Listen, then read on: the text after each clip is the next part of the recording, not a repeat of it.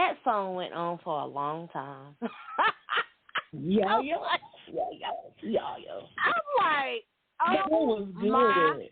God. Is it ever going to stop? Like, no. really? I could not get it to stop. I don't know why, but it would not stop. Okay. So it's like I'm on a roll. Yes, like, really? Okay, let's try this again. Okay. All right. I am your girl, your diva, Sasha, coming into you live again for another episode of Night Talks with Sasha. Now, I know all y'all thinking, like, okay, where's she at? Where's she at? I want to hear her. Where's she at? Where's Pretty Fat Girl Gang? Where's Quay? Where's LaQuasia? Where's she at? Baby, she ain't here.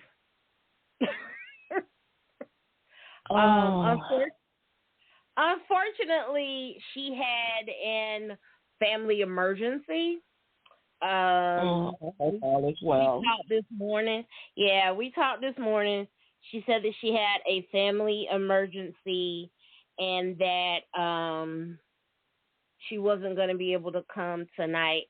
She tried to get in touch with me. Huh? Did she try to work with you to reschedule? Yeah, we're gonna work with each other to reschedule and work it out and see what day. We didn't get a chance to talk much today because, well, she was busy, you know, with her family emergency, and well, I was visiting my oncologist today. Okay. So it's been one of those. It's been one of those days. Gotcha. Yeah. It's been one of those days. Where it wasn't bad with the oncologist. It's just, it's just nerve-wracking. First of all, let me introduce everybody. This is Deidre. Deidre came in with me at the last minute. I was like, hey, come on with me. I think, let's see. I think we got somebody else. Lady T, is that you? I don't think so. Okay. Oh, no. I don't know. Maybe she decided not to call.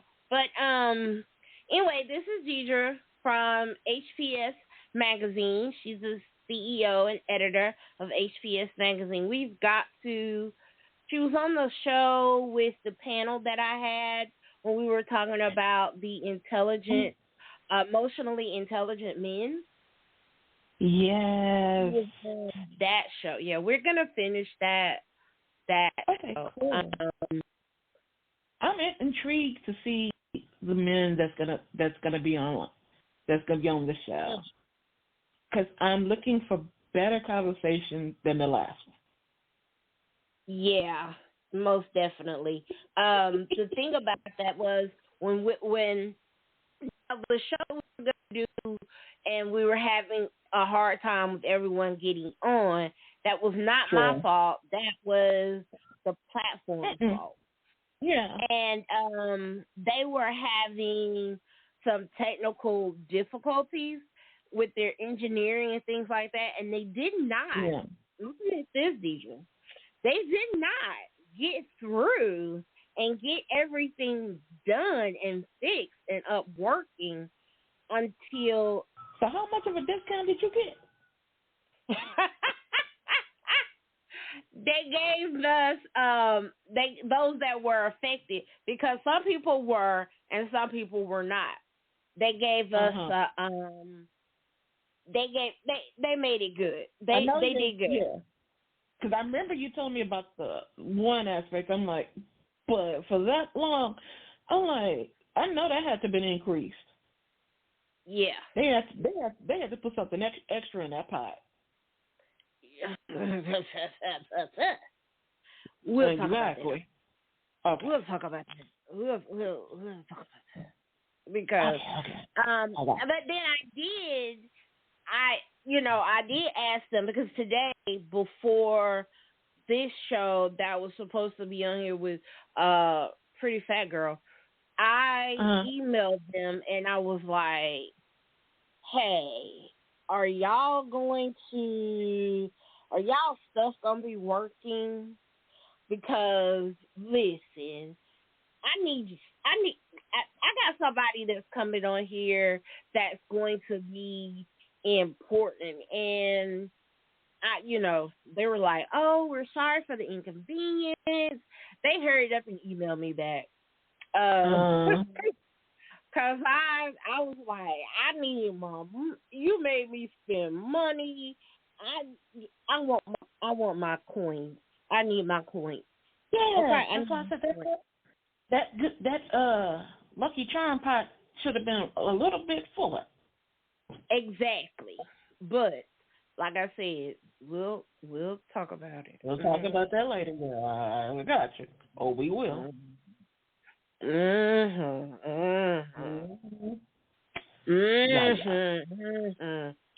Yes, ma'am. So got that figured out. Got that worked out. So everything should be working good. So far it is. I mean, I can hear you really good.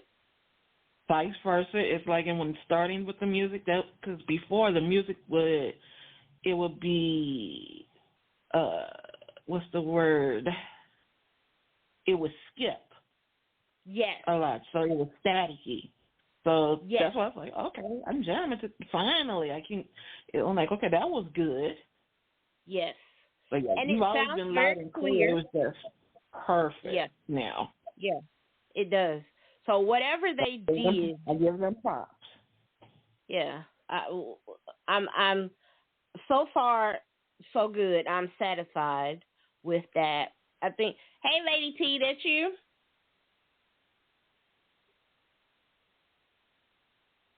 Hello. Hello, can you hear me?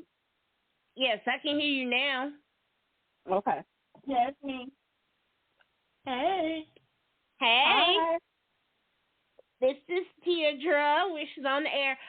We were talking about how clear and better everything sounds tonight with the work that they did, the engineers for the platform. So hopefully we won't have any more issues coming up. So let's do a little catch up. How was y'all Christmas? Okay. How was your New Year? What did you do? My Christmas was really good. I got to see my great niece open up her presents and have those little cute moments where she's going, ooh, ah, wow. But all she ain't, when she gets that one gift and like, screw the rest. I'm done. I'm good. Yep. And that one gift was a little mini broom and dustpan. Oh, Lord. I'm like, at least it wasn't a box. Oh, no, because she's 2. So everybody's like, when she comes to our house, she's coming with that broom and dustpan. We gonna put her to work. Yeah. My godson, my godson, he was little. He was about a year old. Mm-hmm. And it was Christmas. And I got him the cutest little, of course. So I'm a godmother. It's almost like being a grandmother, being an aunt. So you get the loudest toys and you give it to them and they take it home so that it can annoy the hell out of their parents. And that's what I did. And I put the batteries in it and everything. So he got the toy and he played with it and he looked, and then he took the box. And he played with the box. Parents get back at you. Yeah. When they bring them around, they bring them back with that toy. They do. They really do. They really do. Yeah. But he for about 3 hours he played with the box. Yeah, that sounds about right. And he just looked at the box.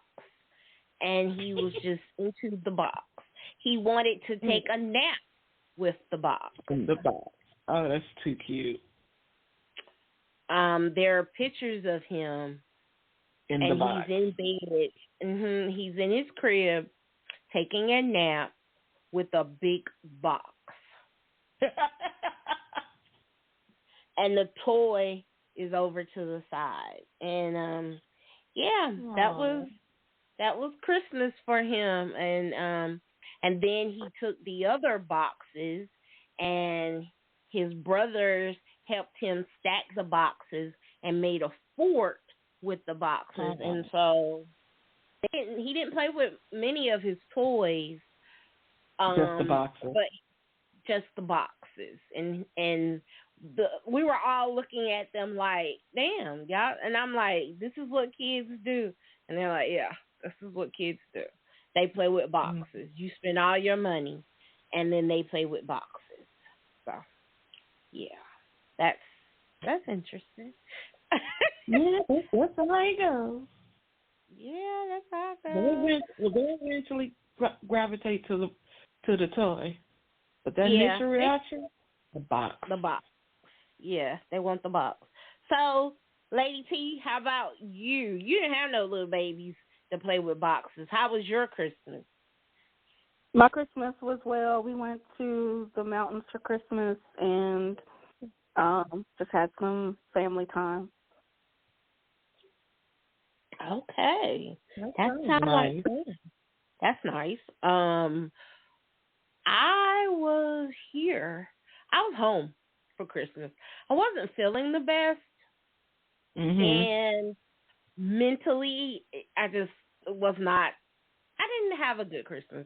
I'm thankful to be here. I was very thankful to be alive and doing well. But as far as the Christmas holiday and everything, it was not good. It was not my best. Not the high spirits. Nah. Yeah. I can understand that. Yeah. Like I said, for me, seeing my great niece, that's always my highlight. Anytime, any day of the year. But I'll take her and my niece, her family out of the equation. I'm just like, Christmas for me is just like another day. Yeah, that's basically what it was for me this year. Last year, it was just another day. It was a lot of things happened. December the 3rd would have been my mother's birthday. So it's a lot. And then unfortunately I had a family member that passed away a couple of days before Christmas. So that was like, oh wow. So yeah, it wasn't the best last year, but I'm here. I'm thankful. Are y'all making any New Year's resolutions? Are we doing that this year, or are we done with that? Like, what do y'all think about that? Me personally, I'm done with it. I know, because it's like throughout the year, I always have set goals that I want to do. So it's like I don't really just wait for the beginning of the New Year. So this is where everything. I'm like, no, because everything's gonna change. Because it's like if I meet this goal, great. Then I'm like, I'm not done for the rest of the year. Let's just now just got to move on to the next one. Yep. Because it's like, what goals what were y'all goals that y'all set for the new year? If there was just anything in general, or it's just. I didn't set any. Well, when it came to my goals, I don't think I've really set any goals. Basically, I just have things that I want to do, things that I know that I want to achieve. I guess those are goals. Exactly. Yeah. It just depends on the way you look at it. Yeah, but they're not necessarily in the same realm of what I think of. Okay, I want to do this, I want to do that. Like things that I want to achieve necessarily. They're more personal things that I want to do. So I guess those are goals. One goal that I want to do for 2024 is I want to take a 7 vacation. I want to go somewhere tropical. Like, I don't want to go to just a couple of days and, I want to actually go somewhere and be going for for 7 days. And I want to go out of the country. So, I got to get a passport. Yeah. Yeah.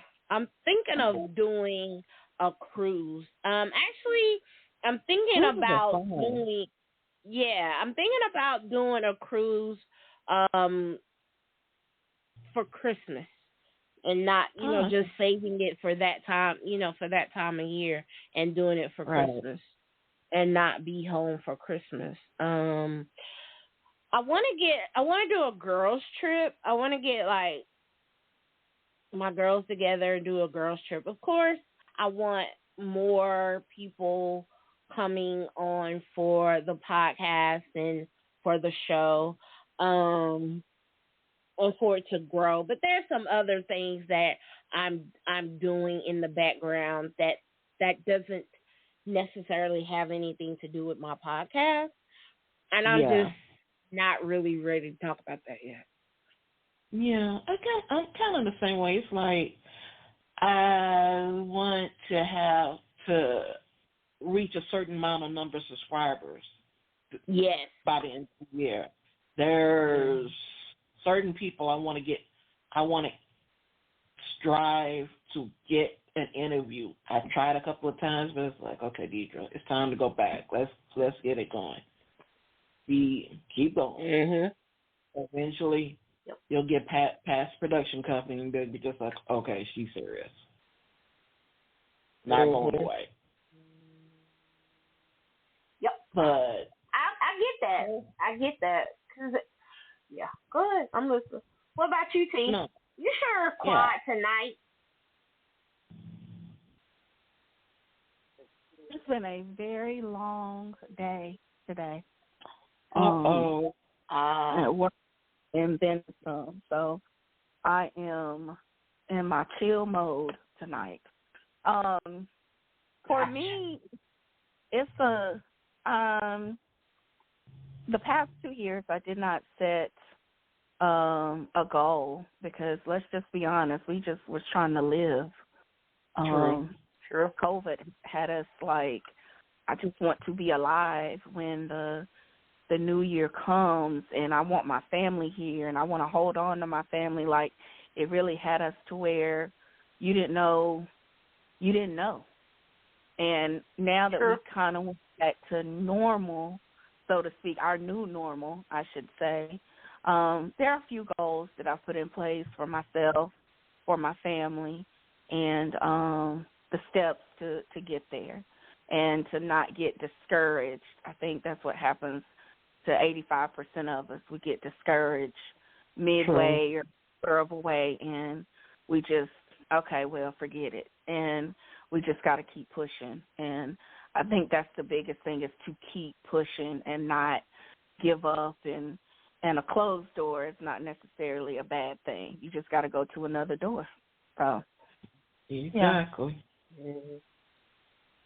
I agree with that. I totally agree. That's some very sensible thinking, and sometimes you need that. Yeah, I agree with you. Okay. I do have one personal goal. Okay. That I want for 2024.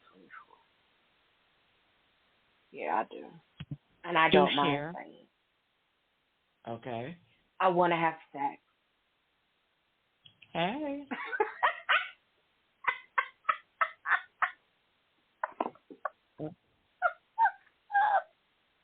It's about time.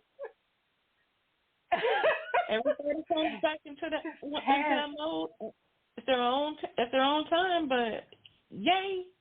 Hey. You know, I think you have to put it out there. Yeah, you have to put it out there what you want and what you need and stuff. Yeah, that's what I want for 2020. One of the things that I want for 2024. I think that you know, just a little bit, not a lot. Just a little bit, not a lot. No, you got to start off slow and then find your pace. Yeah. Exactly. And my aunt, she calls it being churched. Yeah, my aunt's like, oh, you ready to be churched? Oh, boy. And I told her, yes, Aunt Janice, I am ready to be churched. Wow. She says, okay. Well, I say go get churched. Hello. You put it out there, trust me. It should happen. I don't know about that.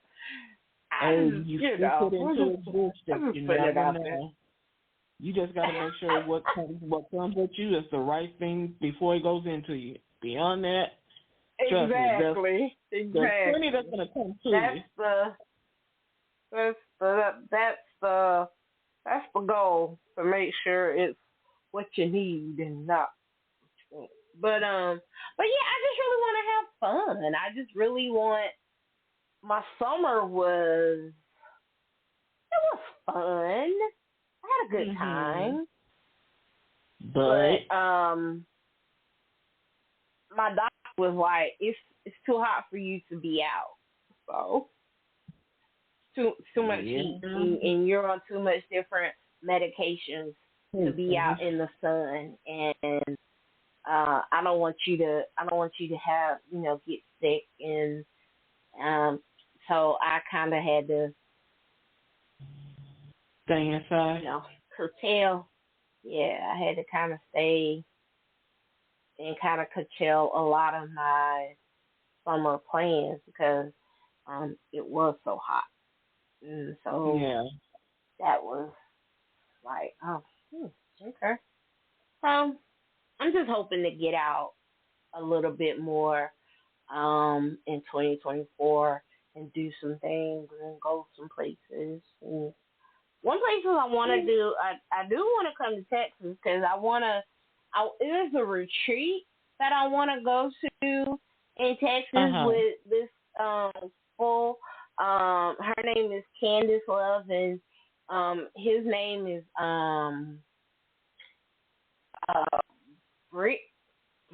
Buddha Brick. I think that's his name. They are this new age couple, and they hug trees. You told me about this. Yeah. Is that like they're in a park? Is that for grounding? Because they say because we spend so much time in front of the computers and on our cell phone that you need to ground. You need to become one with the earth. So I think it's safe enough to say we all remember back when we were kids how we would play outside with no shoes on. That was that was good for us. And because people don't do that now, that's because of all the elbows and stuff. So now people go outside barefooted and walk in the park or walk in their grass and hug trees so we can ground ourselves. That's exactly what it is. And they do a meditation. It's like a weekend thing. And one of the events that they do is that they go into the park and they have meditation, and they walk around barefoot in the grass, and they hug trees. Mhm. And they ground themselves. Yeah. Yeah, it's not. I mean, I think to younger generations, this is like so foreign, but to people over 35 and up, this is so freaking normal. Remember playing one to count hide and seek. You hugging that, you better counting on that tree. You're doing all these different things. Mhm. So hugging a tree is not something that's so far fetched. It's just the younger generation is like they've never even heard of that or even thought of that because it's like there's really how many trees are really out? It's all majority cement. So it's like, what is this back in the what was that? Not disco, the hippie age. Yeah. Yeah, like that's what it is. Something so far fetched, and it's reality. It's not. It's just different generation. Mhm. And a lot of times it's looked at as new age, but again, like you said, Deidre, it's really not. It's not thing new to a lot of people, but it is to some people. Yeah. I think that it's people that are now. I think that the pandemic really opened up people to different ways of grounding themselves, different ways of connecting than what they were used to. And looking at things, I think that is. But yeah, I would love to do that. They also have, like, if you are, and I said I was going to send you the info because you are in Houston. Yeah. I'm going to have to send it to you. But they also have these evening parties, like a bunch of people get together and they'll have dinner and then they'll do shrooms. They'll do who? Mushrooms. Oh, okay. I heard shroom. I'm like, yeah. Huh? Yeah, shrooms. They'll do mushrooms, and it's a lot of new age living and things that are going on everywhere, but it's really big in Houston right now. There's a culture of it, of people, where Black people are really getting in touch with their softer side. They're getting in touch with nature. Also, Brick Buddha, he is I hope I'm saying his name right. He is a counselor, and he does a lot of counseling with men. They're really big on Instagram. I have to send you the info. Okay. Because I think that if you can get in touch with them, they'll be really good as a husband and wife to go into HDS. I think that would be fitting. So yeah, I wanna come do that in Houston in the spring. That's when they're supposed to be doing it in the park. Oh, okay. Well, hopefully I make it. Yeah. Oh, you. Did y'all? I'm sorry. Go ahead. No, I was just saying, my fingers are crossed about making it. It'll be great to see you here. Yeah, I would. I wanted to visit San Antonio as well. I had a friend, one of my little brothers. He died last year. He and his wife lived in San Antonio, and he was here in Georgia, and then he met his wife, and he moved there, but he passed away last year. but I still want to go to San Antonio to visit her and Yeah. just go to. I think San Antonio is a beautiful place. It is. It has its views. I definitely will give it that. You just got to be careful with the driving. Yes. Oh, that bad? Last time I went, I drove my friend who was visiting me from Japan, and I promise you, every car that drove by us, one door was dented from a car accident. So that tells you they bad with driving. As bad as we get cracked on about our traffic, I've never seen almost every car on the freeway got a dent. I think if you can drive in New York, you can drive anywhere. Yeah. To deal with New York traffic. California too. I've never been to California. We've driven in New York. We didn't really deal with too much traffic. California, notorious traffic. Thankfully, I did not. We experienced traffic, but not what they're known for. So I was thankful for that. But New York is horrible. The roads in New York are horrible. Yeah. They're so raggedy. Like they have so many. And when I'm talking about potholes, I'm not talking about a little pothole. Yeah, I'm talking about holes. craters. Yes, like it's ridiculous, and then it's dirty. Like, no offense to New Yorkers, but the Bronx is dirty. Mm-hmm. No offense to the Bronx and those from the Bronx. Yeah. No offense, don't do it, but y'all know it's dirty. Like, y'all know it's dirty. Oh my goodness. It's really dirty. I think a lot of parts of New York, they've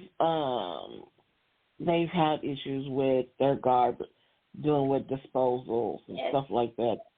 But I don't know. Sometimes it's like within place, they have those unforeseeable times where it's bad, but then they try to pick themselves up and try to make some improvements. I don't think it's as bad as it was, but maybe that just might be for now. Well, no, it's not as bad as it used to be, because I remember my husband used to tell me, "Oh, you think this is bad? You should have saw it 10 years ago. Like, this is clean. This is clean compared to what it was 10, 15 years ago." So it's not, but but I just wish that they would fix their roads, and especially like the George Washington Bridge.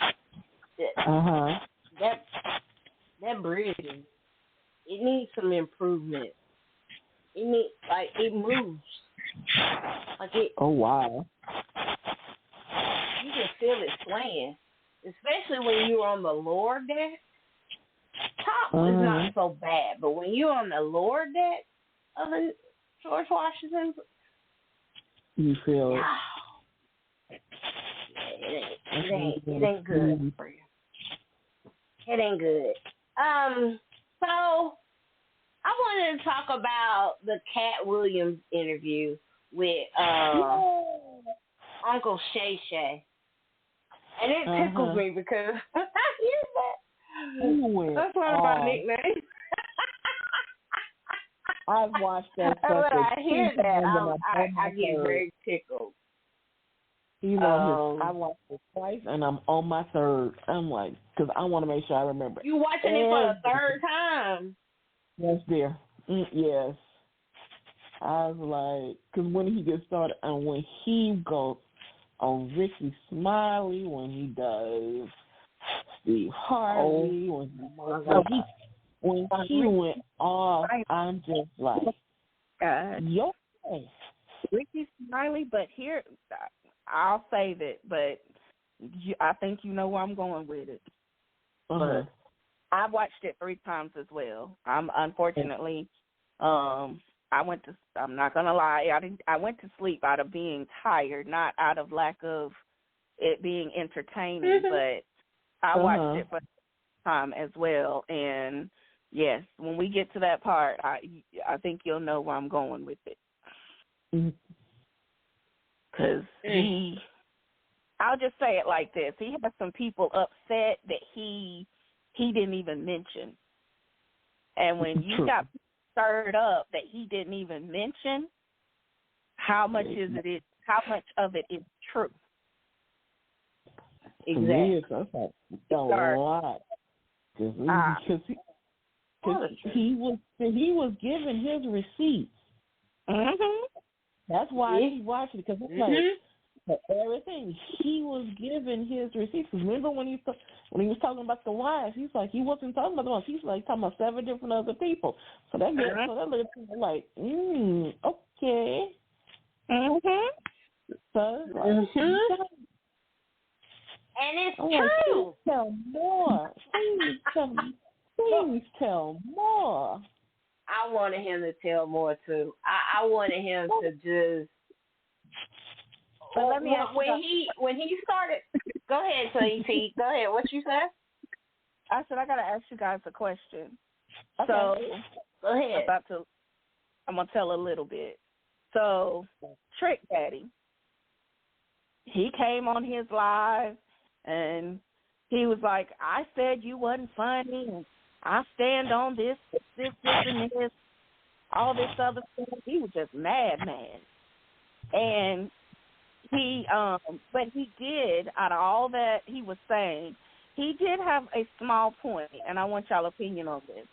He said, I know stuff about people in the industry, but out of loyalty and out of, I guess, like an unspoken whatever, we don't say anything. You went against that. Do you guys think that he went against that? In other words, in the circle of friends that we have, everyone knows stuff about everybody else, and he just went and sat on a couch and told everybody's business. But the reason he said anything is because they lied on him or said some untruth about him. Do you think maybe in projects that he was in? That's when it's like, think about it. As much as like, besides Cedric Entertainer stealing his jokes and a lot of, he normally, to a degree, is silent.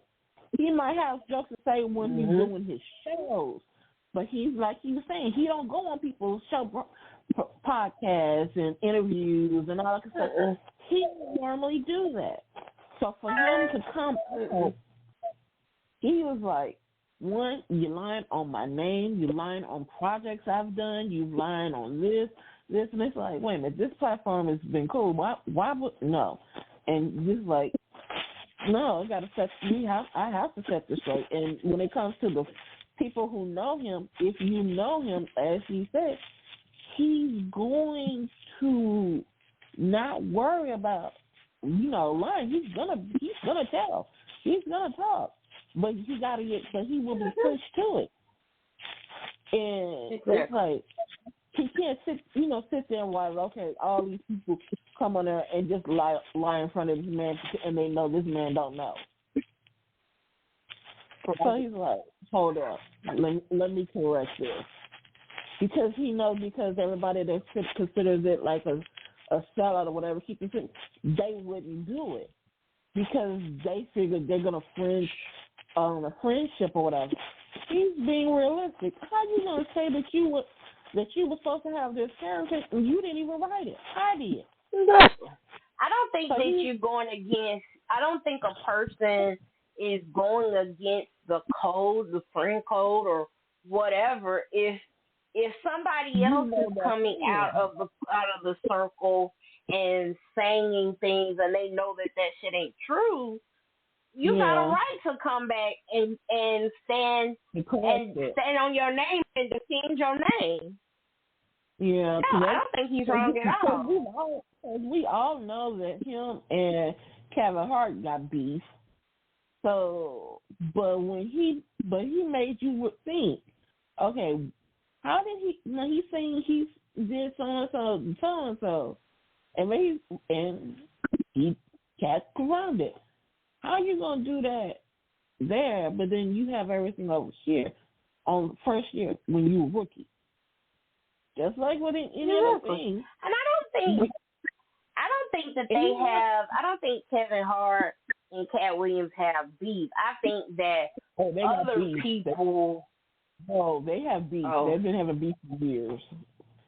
Because Katt had issues about bringing people in, and Hart going off about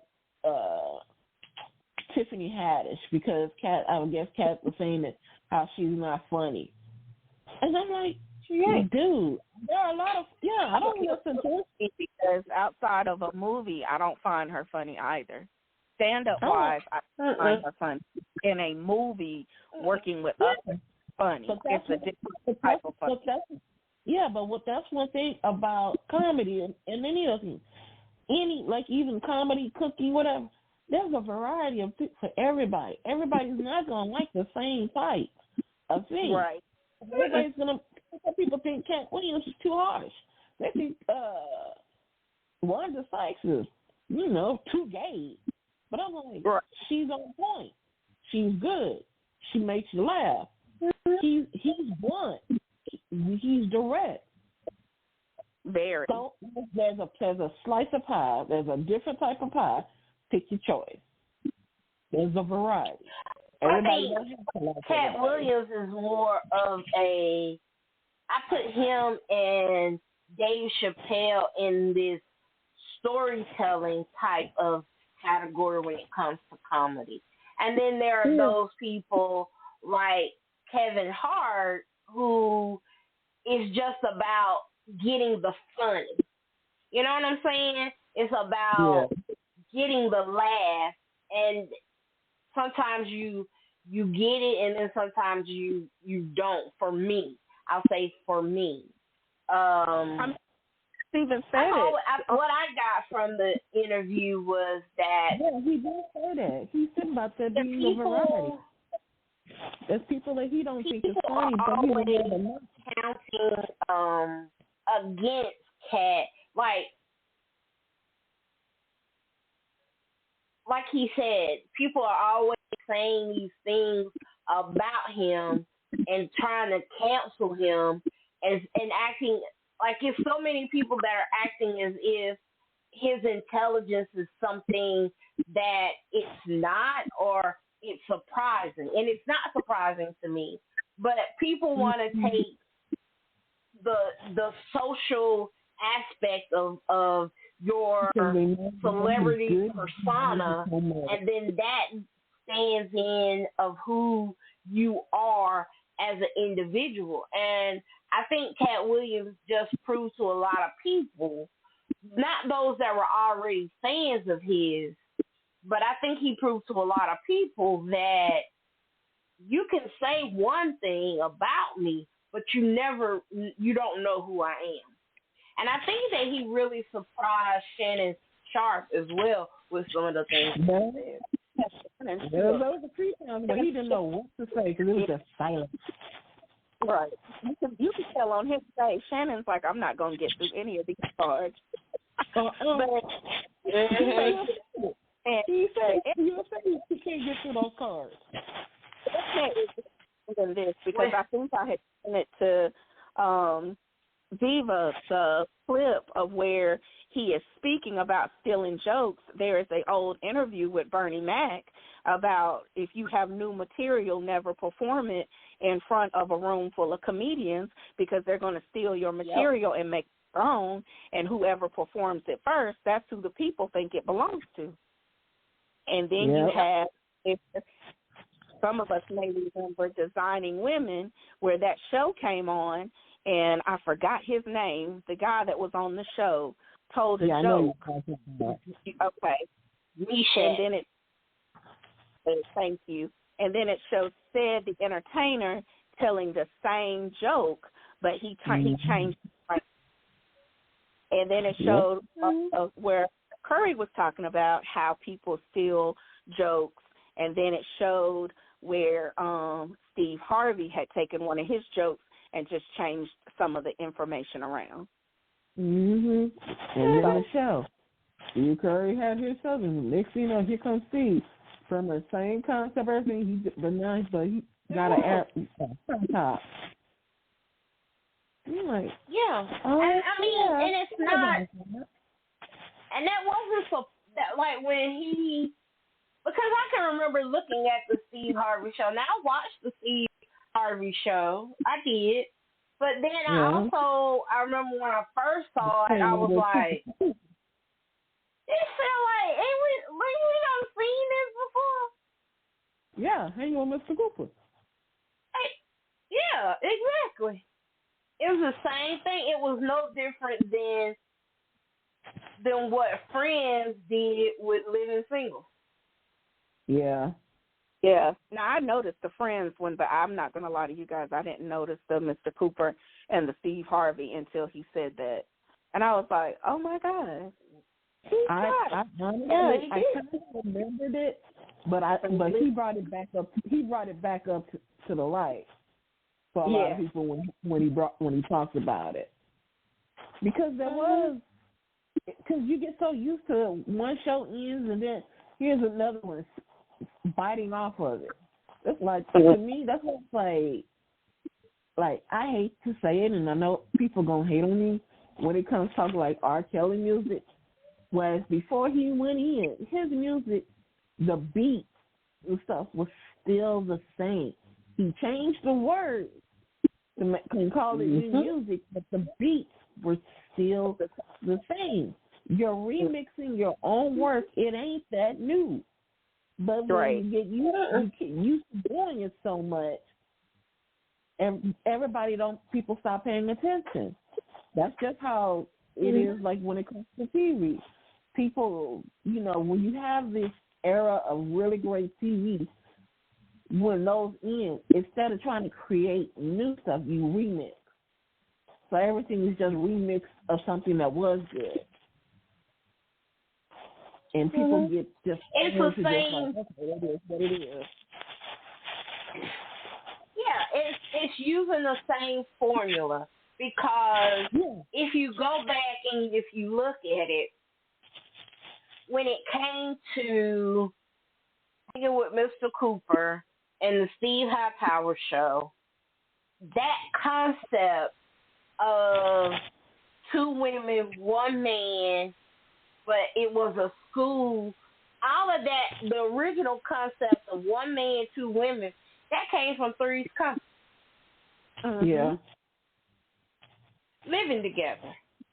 So they took that same formula, and there have been many shows with that same type of formula. Because when you go back and you look at the show with LL Cool J and Debbie Allen, it was almost in the same, but he was supposed to be like Who's the Boss with Tony Danza. That was a remake. But her daughter, the young lady, B.B. Moore Campbell's daughter that played on that show with LL Cool J, she was a teenager, but she was going to college. So you still had that same concept of one guy and 2 women. Mm-hmm. And it's just a formula that worked, so they just kept it going. And then they just add, and that's all that TV is, really.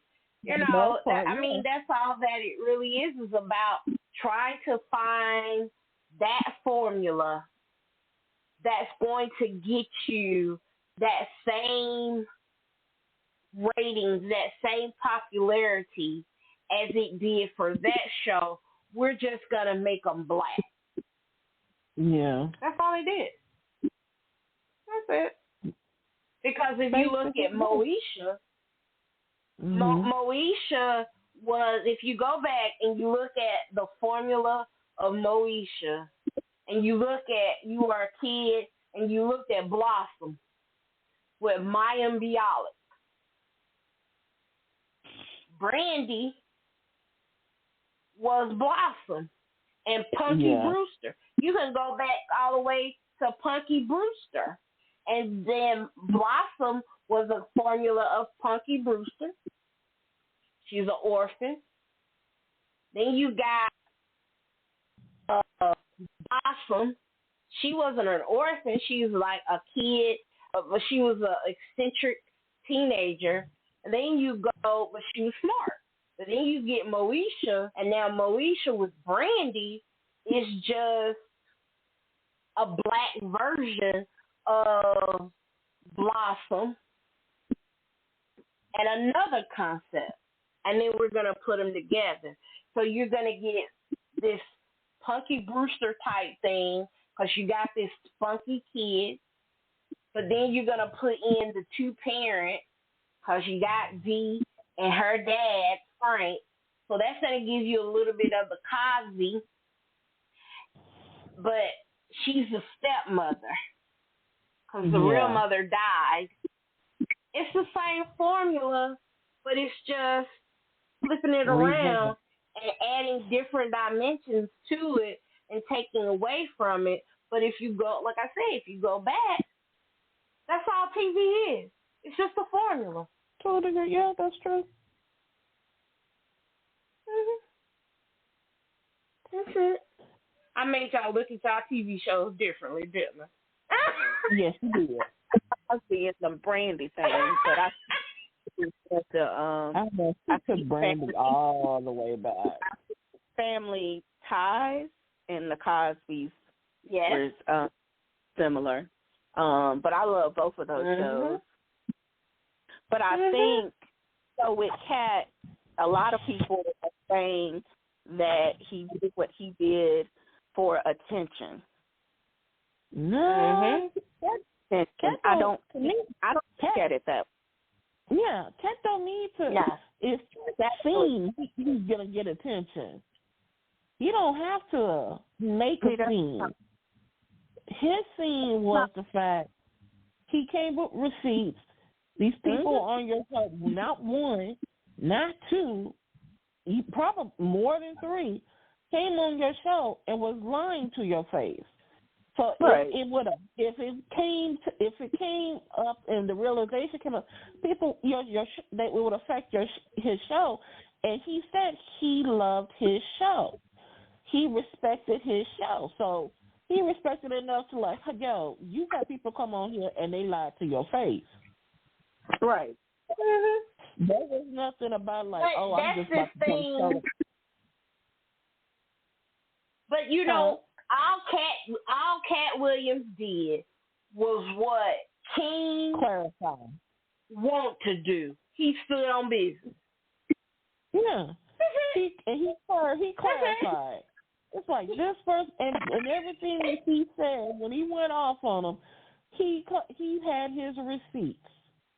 He had his to the point where he had his witnesses. So he wasn't going off to where he just like, I just don't like these people. No. They made statements. He verified. Exactly. And that's what you're supposed to do. And he was supposed to go back. He was supposed to go back on the platform where they have they on Uncle Shay Shay's couch. And they told those, like, because who in the hell is going to ever believe that Ricky Smiley was supposed to be a pimp? Thank you. Well, Ice Cube. It don't even fit. Ice Cube came out today and said that that initially, no, Ricky was not going to be a pimp. But Ricky, when he came to read, and as you read for parts, he did read for that part. However, he said the same thing you just said with his comedy and with the way he looks and things like that. That fit for him. But Katt thought it, and he also added that Katt's part was supposed to be just as small as the Ricky Smiley part, but because Katt was so good, they gave him more lines. So Katt not going out saying like, oh, I'm like doing all the stuff.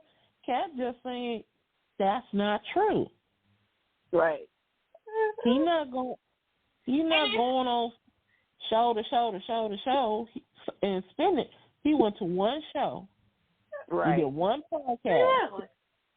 Everybody else is doing one show, going everywhere around trying to damage control. Some are doing it, and some just trying to keep their mouth shut. Kevin Hart going off. Even people, for Shannon, saying that Shannon should have asked more questions. And Shannon said, if you look at any of my interviews, I'm not interviewing, I'm having a conversation. I talk. He said that's the reason why I like the show. Yep. He said I just sit and talk to people. I let people talk. So and it's like now the thing that got me was like when Katt Williams. Now I heard firsthand the interview with him, and when he went off on Wanda Smith. I heard that as well. I want to hear that. That happened on an Atlanta. You haven't heard it? Oh my goodness! You need to go find it. Find it on YouTube and go look at it because it is Katt Williams in the best form ever. But to give you some history with Wanda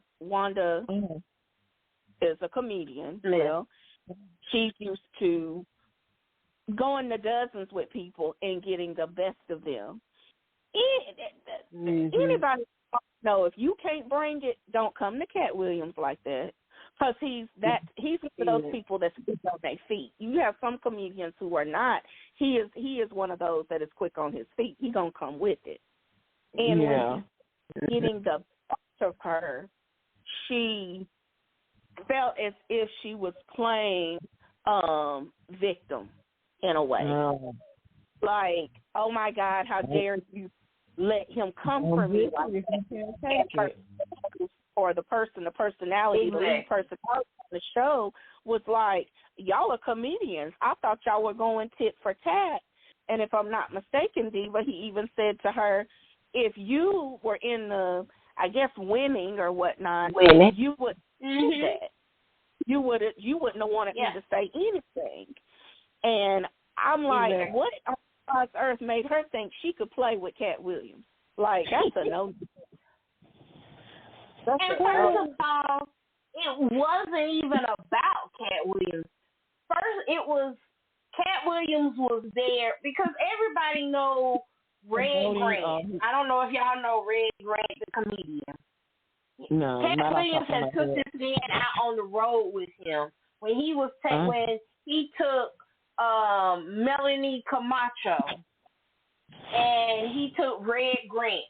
They went out. They toured with Katt Williams. So he was like, I'm doing a show in Atlanta. He's going to be at the comedy club or whatever it was Wanda was hosting. Now, Katt Williams didn't even want to come in because he's like, this isn't about me. This is about Red. This is his interview. You're talking to him. But because he had won an Emmy, come in, the people in Atlanta want to talk to you. They want to hear you, da-da-da-da-da. And then she did that typical thing of doing that 360 and trying to turn it around and making shit personal. And it didn't even have to be that because she could have just did her interview, left that man sitting there drinking his coffee because they were alive on camera. Because at that time, 1-3, the stream, the Frank and Wonder show live. So you could see him eviscerate her live. And the shit was golden. I mean, that shit was so fun. It was somebody, do you cook? Yes, I cook. What you cook, Wanda? Broccoli. The next thing you gonna say you good at opening a can of corn. You gonna say they cook broccoli. Then he talked about he didn't, but he never. And when Shannon was talking about, do you think you should have went easier on her because she was a woman? No. Yep. Not at all. He was Not right. at all. He was right.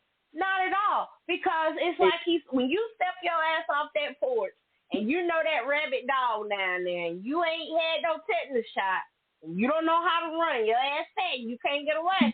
You don't step off that porch with that rabid dog. You don't do that. You stay your ass in the house. She knew who she was stepping in a ring with. She knew who she was dealing with. And he said the one thing they go to is he's on drugs. He wants attention. Yep. He's this. Yep. And surely as soon as he said it, that's exactly what they want. Even Faison. When I tell you people ate Faison up on social media, they asking him, where you been? And why you even say anything? Like, you are so irrelevant. Thank you. You trying to be relevant. And for you to say anybody can drop a Netflix special, where is yours? I was like, oh my God, you could have been better off not saying nothing. Yeah. He did. They don't speak it. And it's the same way with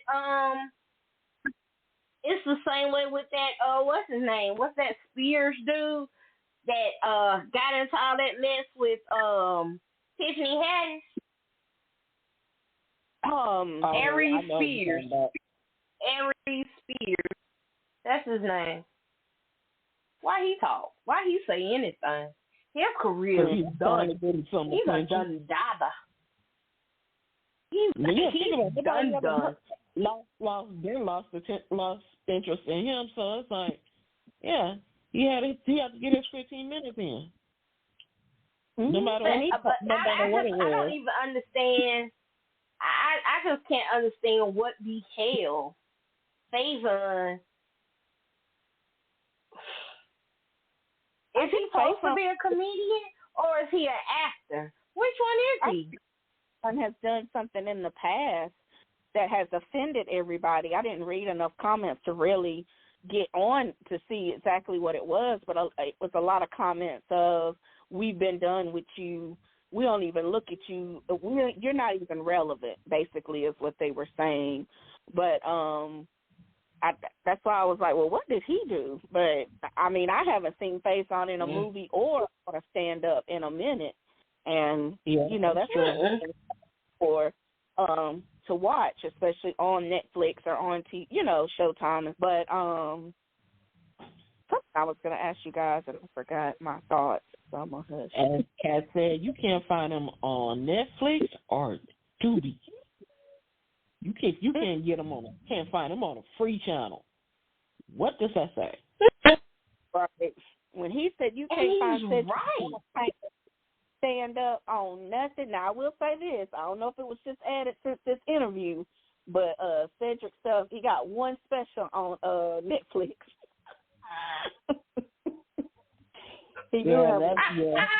One. Yeah, I remember that. Really? That special. Yeah, that sucker's old. Cedric, he got one. Now, like I said, I don't know if it was added, but yeah. That didn't still, it wouldn't help them either way. Right. Because I'm like. And the thing, and I don't know about y'all. Because, but I'm in a lot of book groups on Facebook. And so this man talking about he read 3,000 books, right? Uh-huh. Okay.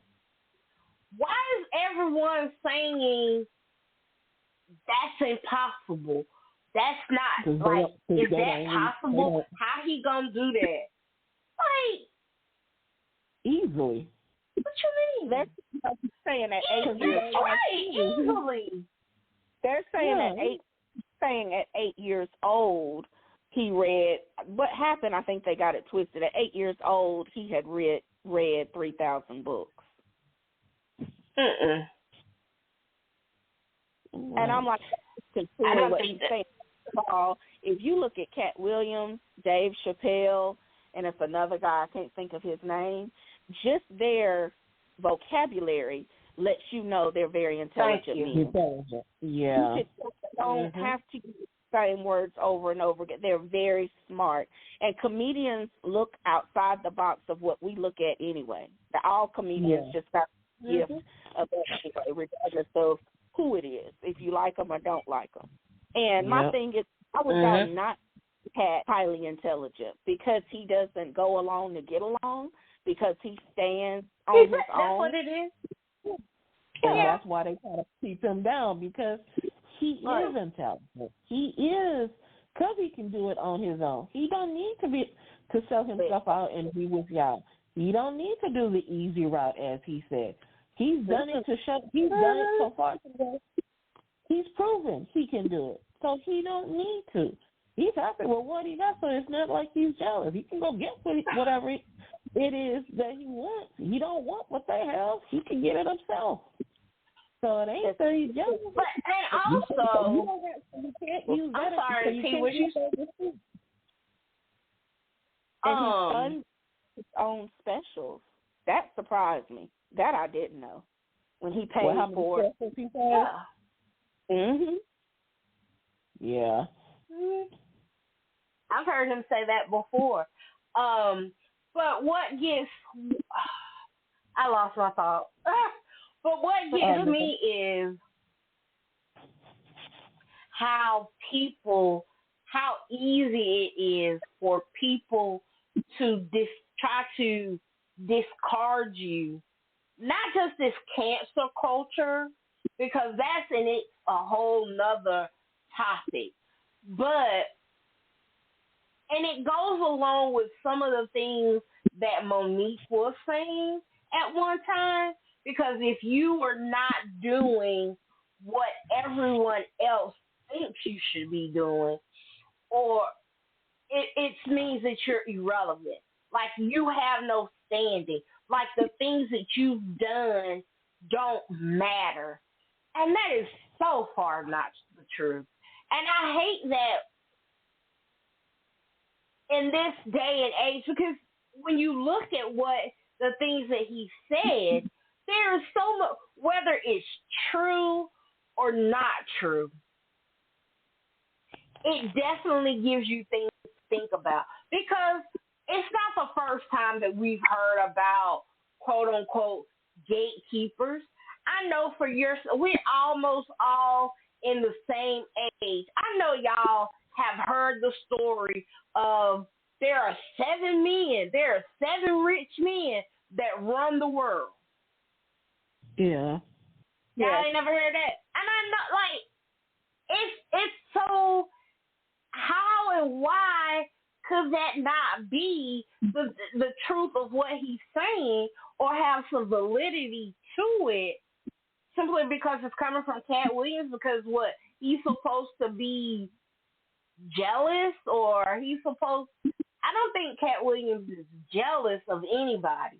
Do I think that some of the stuff he was saying was embellished a little? A little.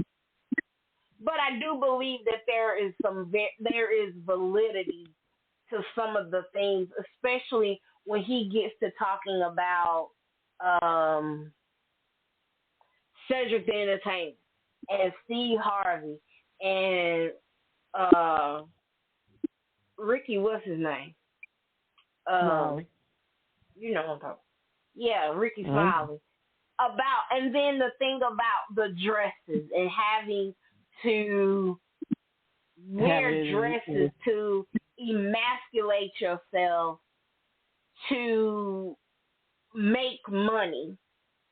I mean, because is that not some of the things that we see a lot of black men, black people talk about in this day and age of the emasculation of the black man, of wearing the dress, because what gets me though is in a time where you had Fleet Wilson, Jeremy. Y'all don't remember that? I didn't hear.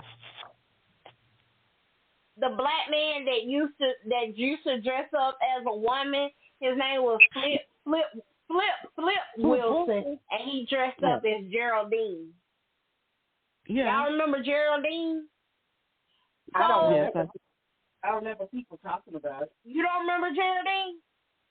Mm-hmm. It was a character that Flip Wilson did on a variety show when he was a comedian back in the 70s. I can't remember what show it was on, but he was a comedian on the show. He used to dress up as this woman named Geraldine. She almost reminded you of Jamie Foxx's Wanda. Okay. Yeah. But she used to be, like, he would do it on the Carol Burnett show. Sometimes he would be on there. He would also be on the, what's that show? Because they used to have Goldie Hawn on there. And she was a go-go dancer. It was a variety show. I can't remember the name of it. You know what show I'm talking about, Deidre? I know, but I can't think of the name of it, but I remember it. It was a go-go something, or I can't remember, but Flip Wilson was the only, at the time it was the version of Saturday, it was the 70s version of Saturday Night Live. Yeah. That's what it was. And, but Flip Wilson dressed up as Geraldine. But there was not so much, and I wonder if, my question though is it because there are so many more men doing it now? Or is it just the time that we live in now where dressing up as a woman for comedic purposes is taboo? Or is it because it's just black men doing it? What y'all think? That's a loaded question. That's a complicated question. My bad. Me personally, I just think it's just the timing, because like we have Tyler Perry. Yeah, he has played characters where he is a straight man. They're okay. Mm-hmm. But when his most comedic ways, the funniest, is because he's playing female characters, and which was, I think he says, his family members, whatever. To them, that's just like where his avenue is. There's nothing wrong with that. Mm-hmm. For me, I think it's not really the stereotype of it for men doing it is not as severe as it was in the past. Because there was a lot of talk about and down talking about men being in drag. Oh, they must be gay. They got and all these stereotypes. Now it's easier because, like, you can be on YouTube, you can be on Facebook, and if you watch reels, there are plenty of men, black men, white men, you know, who are dressing up as females for those comedic moments. Because it's like that. Because to me, it feels like that level of stigma has been released to the point. Hey, I can make this funny. This, you know, because everybody knows this type of female, and I'm like, if the females aren't getting upset about it, the guys are not going to be upset either because they know somebody who acts this way, and it's female. And it's just guys being funny. It's not for me. It's not really a black thing. It's just a stigma. Yes, I think also depends on your age. True. And they're looking, because there is a reel of 3 gentlemen. They now do reels together, and they do reels independently. When I first saw their reel, I thought it was a man, dressing up as a woman. Some case, that is what it is, but in other cases, that is whom they are. So it took me a moment to realize, because as I went, you know how you'll catch a reel, then you'll click on it and go to their actual social media platform, whether it's Instagram or whatever. Anyway, and then as I'm going through and I look at it, I'm like, oh, okay. And so you get in a gray area, because there are some men who are playing women, and then there are some men who are playing women, and it's something different. So I think that's where the gray area comes in. But to me, if you have a talent, use that talent. If you have a and making people laugh, use that talent. Ricky is at an age where we all knew that old black woman in church who this, that, and the third. That's why it goes over so well, because we all knew somebody in church like that. Steve as the black woman in church that cussed. As a child, or even now, we all knew that black woman in church that kept it together, but if you rubbed Sister So-and-so the wrong way, she would start cussing. You know what I'm saying? So I think because of the age, we know where they coming from, where, for example, my 16-year-old would be like, what is he talking about? So I think it just depends on the age and stuff like that. But and it goes back to what Deidre said earlier. Everyone has their own slice of pie, their own type of comic that they like, their own type of what they find funny. So. For me, it's like this is a conversation, a topic that Michael Lang, because he could not stand Tyler Perry. He could not stand the character Medea. He could not stand her. You said that it was black women are always talking about how we need positive role models, but then yet and still we will agree if a man dressing up, playing all of those mammy type characters or having those mammy type traits, and we think it's funny. I'm like, what? It's funny because the reality is, as much as they might be mammy, they're true. And there's still people, and there's still females who act that way. Yeah. Yeah, and that's my thing. I was like I told him, I said, when I look at the Medea character, I see a character in my family, and it's more than one woman combined. It's more than just one woman that I can see being a Medea character in my family. And I think, Are we agreeing with you? Was you saying something? Oh no, but I think that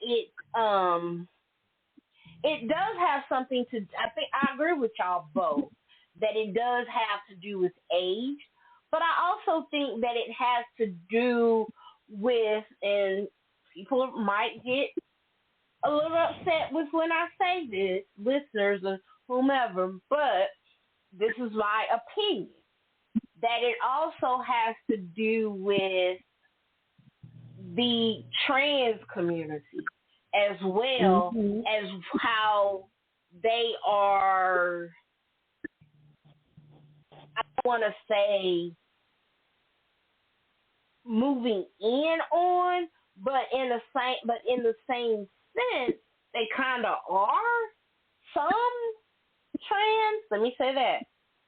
trans women are moving in and confusing or misleading. That's the word. Misleading the community or people into thinking that they are truly women. And I also think that it goes back to, and it's not about a religion thing, but it is, but it's not for me. But I do get when people say how the alphabet people,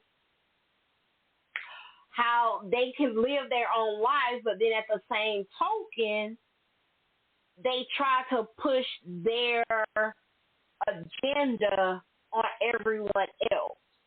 And I think that has a big part to do with why there is this sentiment of men dressing in drag, but not necessarily dressing in drag, but dressing up as women to play these roles.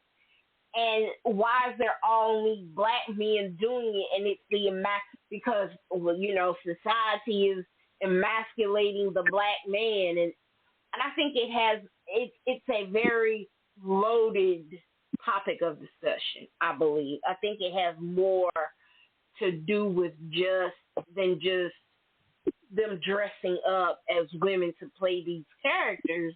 I think it's the overall sentiment of how some people in the black community feel towards the trans community. I can see to a degree about that. The pushing their agenda, that part, I'm like, maybe I'm not really seeing the perspective, because when I see them pushing, it's like this is who I am. So to accept, they have to be, I guess, the way for that level of acceptance, and then also to understand them. I can't see the pushing aspect. I understand, but saying about the phobia and dealing with the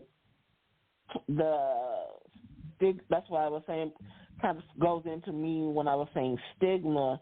It's like, if you go into drag, if you go into that realm, you must be something. But I'm like, when dancers go on do concerts, when they're practicing, men wearing heels, because you can't say that your costume, whatever you're wearing for Lizzo or Beyonce, whatever, you're gonna be performing. You're gonna be in heels, no matter if you're male or female, because there's a visual that you're doing. So people try to put masculinity into, well, I can't do that because that makes me look feminine.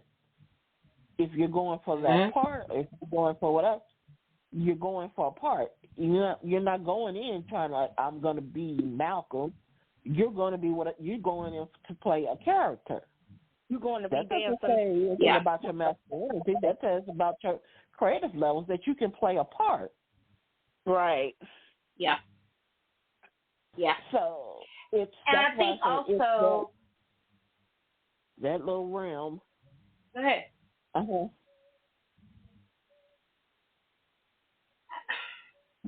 You think that's also why I feel like it's a very loaded discussion because there are people and like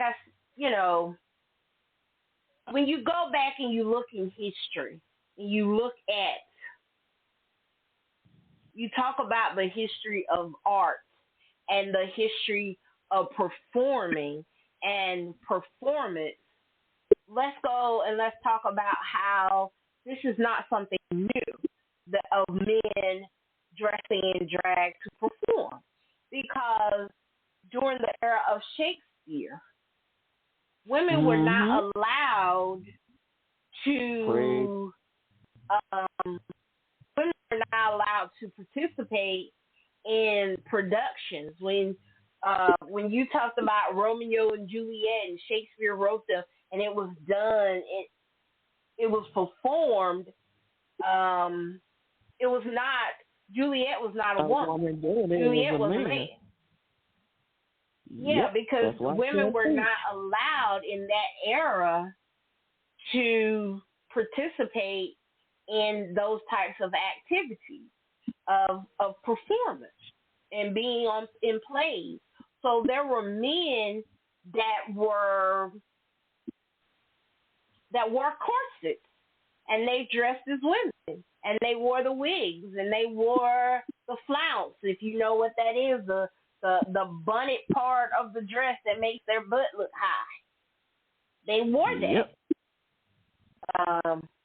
They squeeze their feet into high-heeled women's shoes because they had to play that part. But at the same time, in that Gilded Age, there was this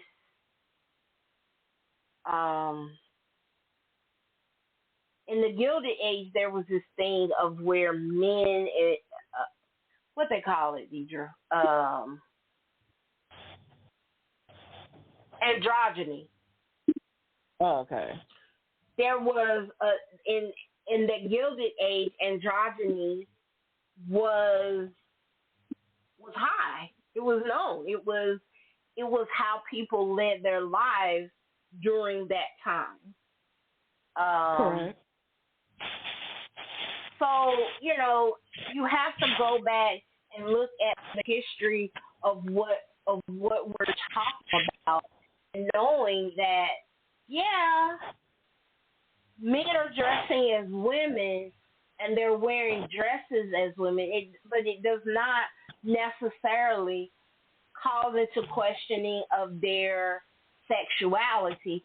But I do believe that for some people, especially those people that are, again, in the religious, some people in the religious realm, and those that have, because let's just be honest, homophobia is at its high in the African American community. I feel like all of this conversation that we're having that is being had about trans women and how real women are being categorized as cisgender and looked at as birthers. I think that conversation bleeds into other aspects of the diaspora. Okay, I'm sorry. I got real educated.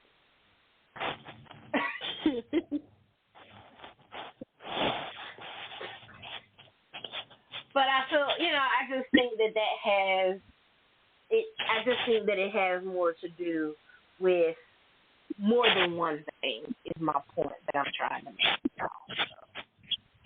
But I think it's a good conversation to definitely have. I enjoyed Katt Williams. I enjoy comedy. I enjoy Dave Chappelle's type of comedy. I also enjoy the type of comedy that I used to get from Steve Harvey. I enjoy Steve Harvey's comedy. I enjoyed Cedric the Entertainer's comedy at that time. Yeah, but I think that as you grow and as you, I'm sorry, go ahead, T. Oh no, I was just saying, yeah, I agree. Yeah, when they did their shows or they had their funny moments, they're funny. Just like whatever else. I'm like, that was it. What have they done lately? Yeah, but I agree with Katt. Like, you can't. It's, to me, the trying to rewrite history is almost like the South acting as if it won the war, and now when you go to Virginia, you have to go down Monument Avenue and see all of these Confederate monuments that still stand up as if the South won. You can't, the South didn't win. You can't go back and rewrite that history. And I don't find fault in him going and this is everybody wants to say. And saying, no, that shit wasn't true. Like, this wasn't, that didn't happen. That didn't happen that way. Because I think that's how, is that not how it's supposed to be? Everybody else gets their turn. Why should he not? Yes, that's true. I think the issue is they didn't expect him to come swinging that hard. They look at him as they look at him underdog. They underestimated him, and those are the people that you should be paying attention. Absolutely, I totally agree. Never count out, because he came swinging, and some of them don't know whether to say something. Some of them saying too much. You get what I'm saying? So he got them all. Yeah. But at the end of the day, his name is out there. And like he told Shannon said, I'll get another comedian to come to my show. He said, I bet you will. He said, you're going to get some of them to come back because they don't want to cook themselves up. He said, I guarantee you're going to have people. He said, you're going to have people calling you to get back on this show. He said, you're not going to have any issues in comedian back on your show. But at the end of the day, he set out a truth. He did make you go, You get what I'm saying? He made he made people go do their research and all this stuff together that it's on, different social media platforms, and he's also trending. So if what they say is true, like Michael Blackston, he just wants some attention. First of all, he didn't need no attention, but if he wanted it, he truly got it, and he gave you some attention too. Because when I was talking about you prior to him bringing your name up. Exactly. Very true. And he spoke with truth. He dropped a lot of gems in the things that he was saying. Like, I'm not worried about being canceled. You can't cancel. You know what I'm saying? Like, it was entertaining to me. And as as I've said before, I always find Katt Williams entertaining because whenever Katt Williams steps out and he says something, he brings fire with him. He trends, and he doesn't trend, and he doesn't go viral for a little bit or for a little while. Yeah, he blows it's a minute. Yes, it's for a minute because that mess in Atlanta with him and Wanda's husband, and it's bringing all that shit back up. That stuff trended and for a week at least. Like the weekend, it happened on a Friday. That weekend, it blew up, and then the following week, it was still flowing. And it was cameras that showed her husband pulled the gun on him. Like, yeah. But anyway, I really enjoyed it. Like I said, I always enjoy Katt when he comes up. Shay Shay. That's so funny to me. You call him Uncle Shay Shay. But Uncle Shay Shay was not. He was not ready. He was not ready. He was not ready at all. At all. See, anything else you want to add before we get off the air? No, I'm good. It's been a pleasure. Deidre, always a pleasure. Yes, it was my pleasure as well. Okay. Deidre, you want to add anything before we go? Can't wait for the next topic. Tell people where they can find HPS, where they can find you. They can find HPS at hpsmagazine.com. You can find me on hpsmagazine.com, on my Facebook or Instagram, either Deidre Gibbs or HPS Magazine. And you can leave her a message, reach out to her. Are you still running are you running anything right now? You got anything coming up that you wanna plug and talk about? Let's see, I'm posting the podcast, so that's something that's coming up in January. That's pretty much okay. I got it. Pretty much, it's gonna be, I would say, a lot of Black history. Not as much cooking because I did cooking all December. So taking a little break from the cooking bug too. But there's gonna be a lot of comic relief. There's gonna be different articles. And hopefully, I'm not going to not jinx it, interview. But I'm not going to promote those yet until they're concrete. Yeah. But there's some potential in it.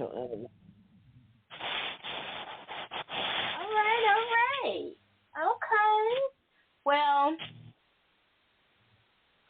as for this month, I talked with Sasha.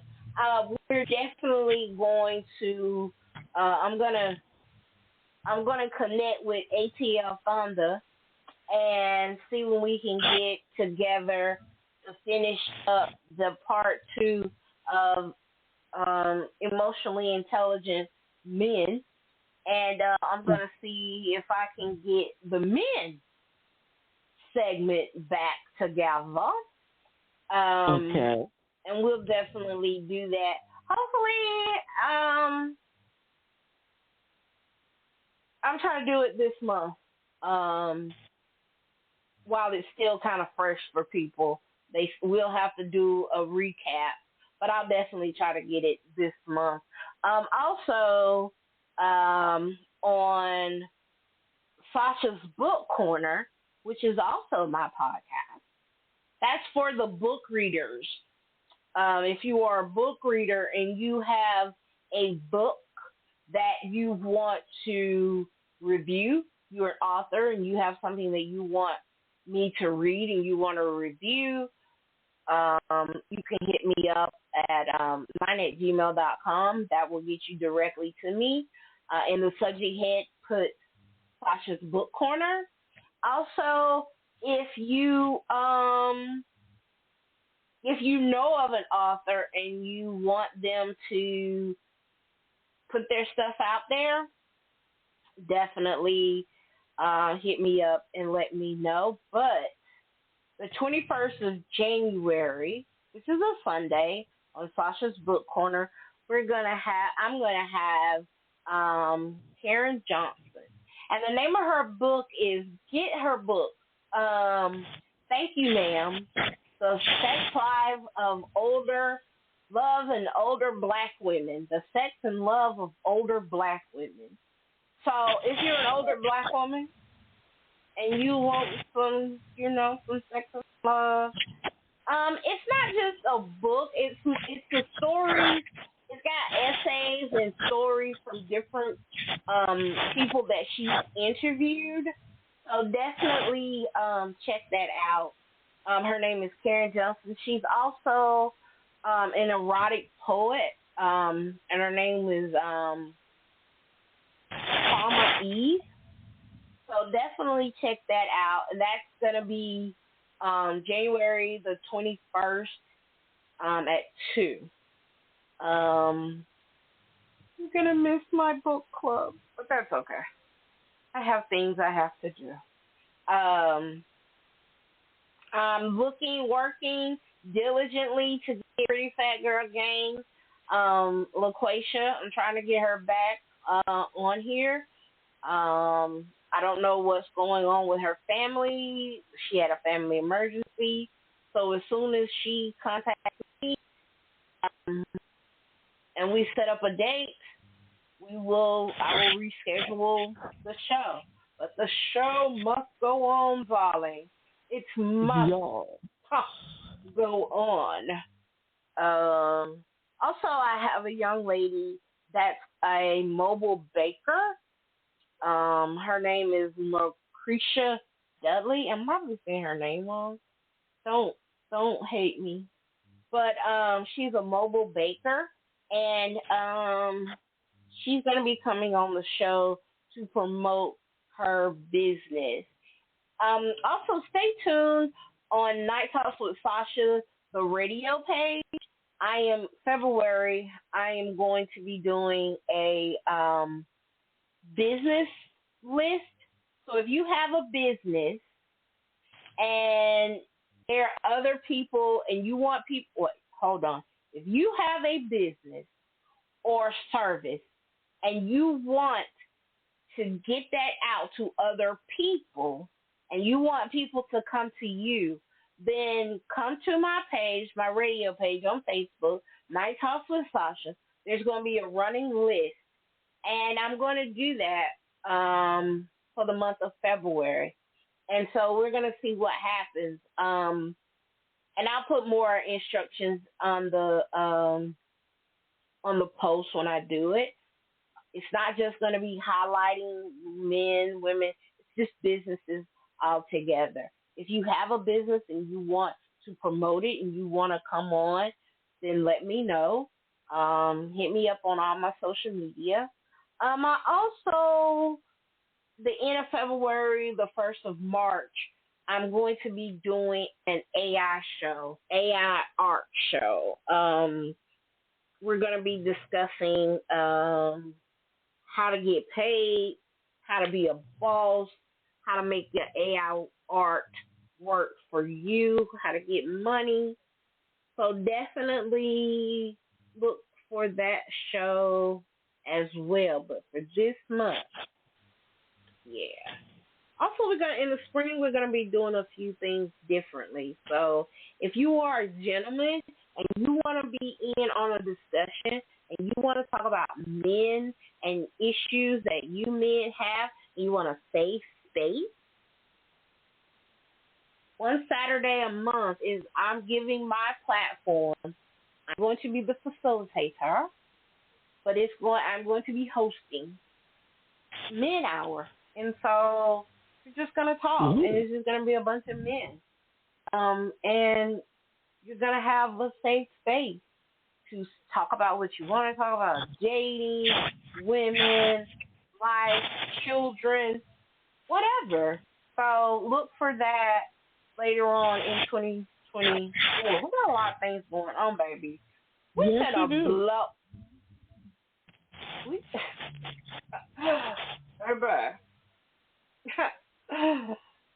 Get with your girl, because your girl is doing things. Okay. Like I said, one monkey don't stop no show. Somebody don't stop nothing, because, honey, we rolling. There you go. Okay. We rolling. So, I want y'all to have a safe weekend. It's the first weekend of 2024. Go out. Be safe. It's raining here in Georgia. I don't know where you are, but it's raining. Over here. So, be safe. Okay, well, be safe out there. Put on a jacket. Like, wash your hands. Put a mask on, because COVID is here, pneumonia, and RSV, and I don't want to have to read about none of y'all. So wash your hands. Go on and get you some sanitizer. Wipe down your stuff. You're gonna have to go back to 2020 for a little bit until we make it over, because we don't want none of y'all getting sick. We don't want that. Mama don't want that. I love y'all. I don't want that for y'all. So wash your hands. Put on the mask when you go in the place. If you're gonna go see Color Purple, put on the mask. Eat your popcorn under your mask. Oh, wow. Wash your hands when you come out of the movie theater. Sanitize your stuff.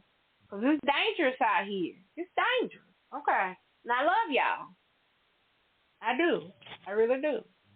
So I want y'all to be safe. Okay, ladies, thank y'all for joining me tonight. I really, really appreciate y'all coming in and talking with me and having this conversation. Is always a joy. T-Bird, I'm going to talk to you later. I'm hungry. And Miss Deidre, I got some stuff that I got to give you. So I got to get to working. Look. Okay. If I don't throw a rock but don't hit my window and break it, and be like, where my stuff? Because I got a lot going on. I heard your list, so you good. Okay. All right. Well, again, this has been another episode of Night Talks with Sasha. I am your girl, your diva, Sasha, and have a great night. All right. Love y'all. Bye.